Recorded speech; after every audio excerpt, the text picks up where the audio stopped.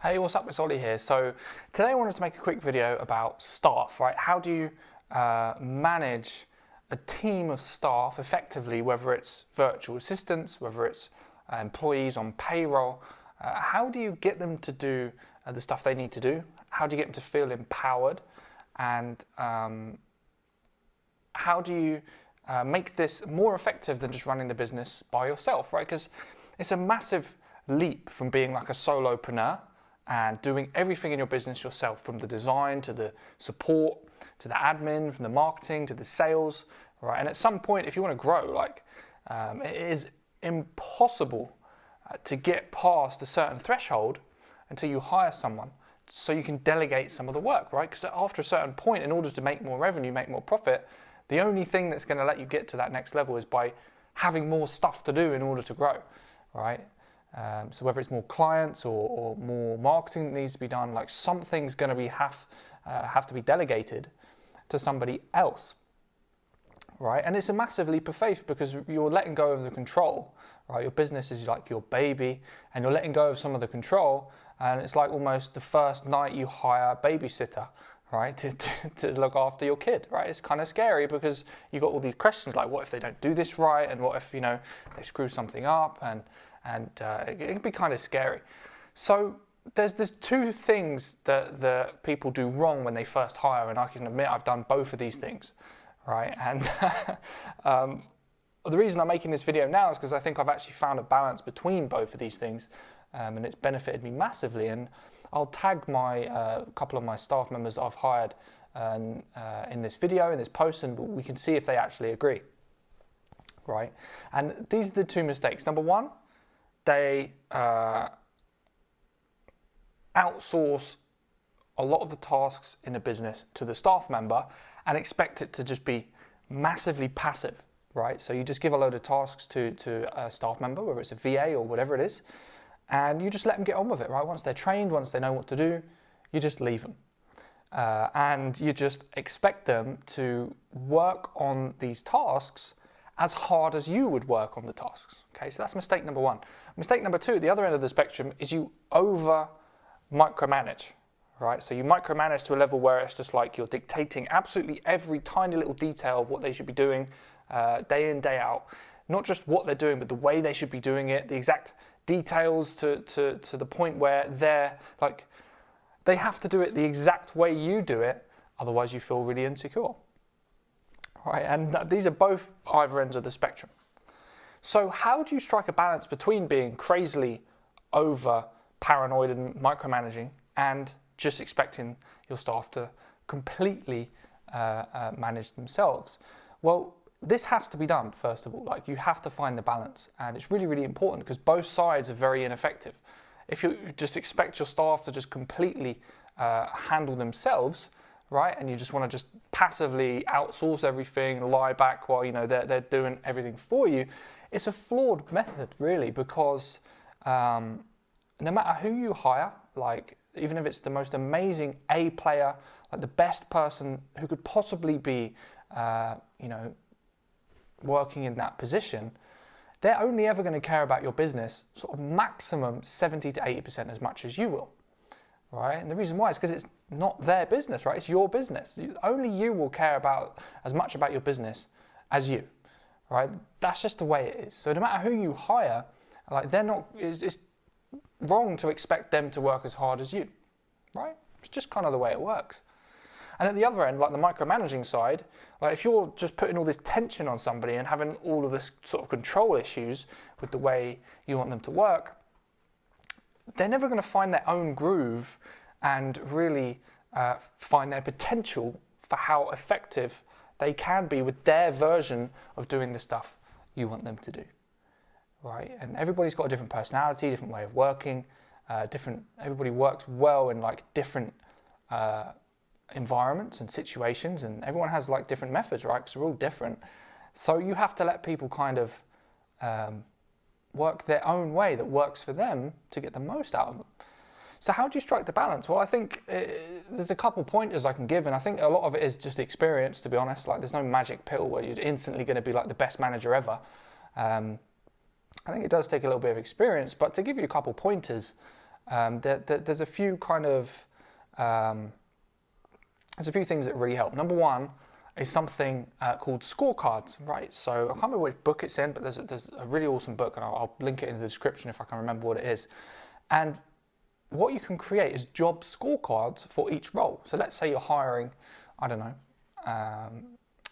somebody to help you out with support tickets, right? Your job scorecard could be something like you will handle 100 support tickets a week. And what you'll do is you'll set like a minimum expectation, a kind of minimum or okay expectation, like a pretty job well done, and then an excellent expectation, right? So it could be like 80 tickets, 100 tickets, or 120 tickets, for example, right? It depends on the role, depends on what it is you're hiring for. And then all you have to do each week is just make sure they have everything they need to do at the start of the week in order to do that. And if they don't, then give them what they need. And then by the end of the week, check up with them to see if they managed it. And if they didn't, ask why not and see how you can better prepare them for the next week. And then with that scorecard, I mean, you both are very, very clear on the expectations of what they're supposed to do for you.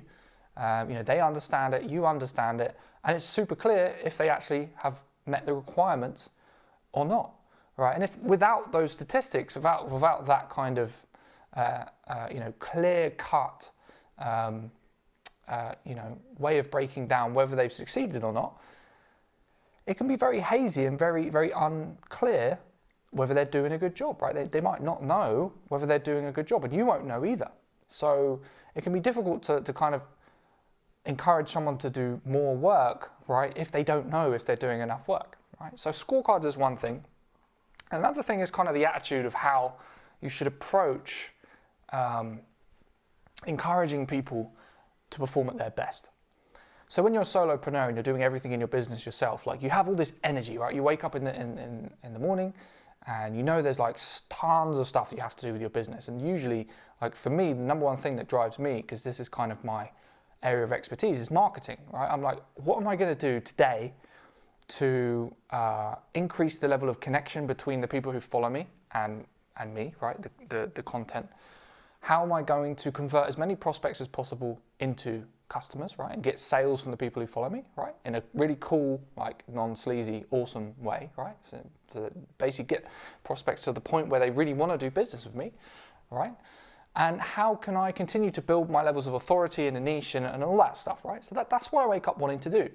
So as a solopreneur, you wake up and you want to do all this stuff and you have all this energy to do all this stuff, and there's a certain number of things that have to happen in order for you to actually do that stuff.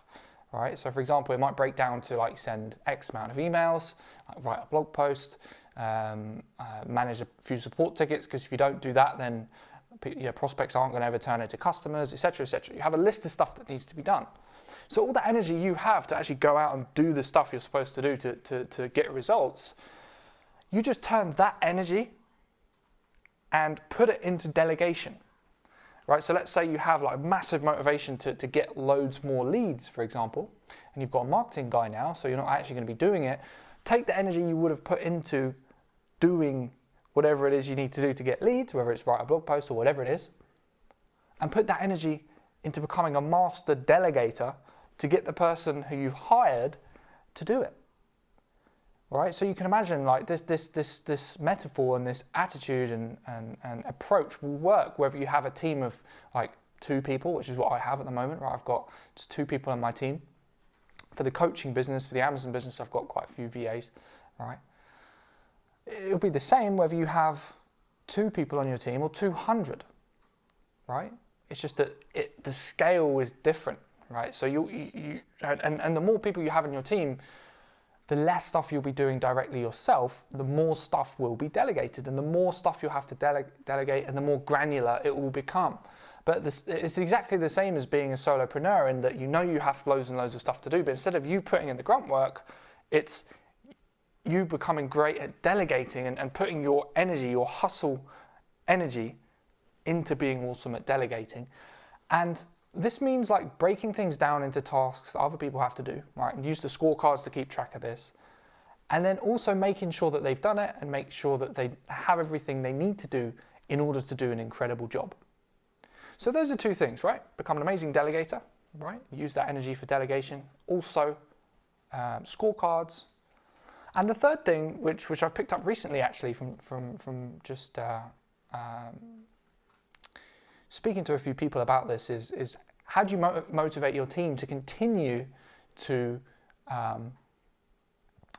deliver to the highest standard? Because if they're not motivated, then, well, it's very unlikely that they're going to, show up and really work super hard on the stuff you give them, right? And I think the best way to motivate a team is to ask your individual team members what motivates them, right? This is a conversation I'm probably going to be having with a lot of my people on my team, right? And just asking them, what motivates you? And if you can find out what motivates them, it does two things. Number one, you find out what it is rather than trying to guess, right? Because you might try and figure out a way to motivate someone because everyone's different. Everyone has different desires and, things they get excited by. If you guess wrong, then it's not going to work, right? So you find out what it actually motivates them.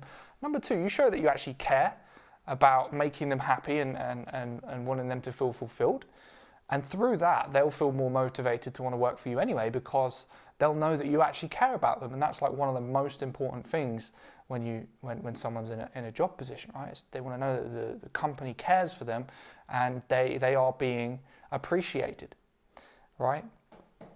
And in addition to these two things, if your company has a really strong vision and everybody's clear on that vision, and you have a clear set of values, like what you're for, what you're against, and your culture is kind of built around that, that makes all of this stuff even more powerful, right? It's just even more powerful. So I hope you found this video interesting. I don't know if you're at the point where you're thinking about transitioning from being a solopreneur to hiring maybe your first member of your team. Maybe you have a team right now and you're just, looking for some inspiration about how to manage them even better than you're already doing. And either way, I hope this video really helped you. And if you could just do me a favor, write in a comment like the number one insight you've taken away from this video, that would be amazing, because sometimes it's difficult for me to know like what it is you find valuable. Right, so I'd love to know what it is that you found valuable out of this video. That way I can kind of do more of that stuff, right? Once I get a clear idea of what's helping you, then I can do more of that, and that would be awesome, right? If anything, if it's just nice hearing someone else talk about this stuff, if that's it, great. If you picked up a tip, great. Anything that you found valuable would be awesome. All right, cheers for watching, and I'll catch you very soon.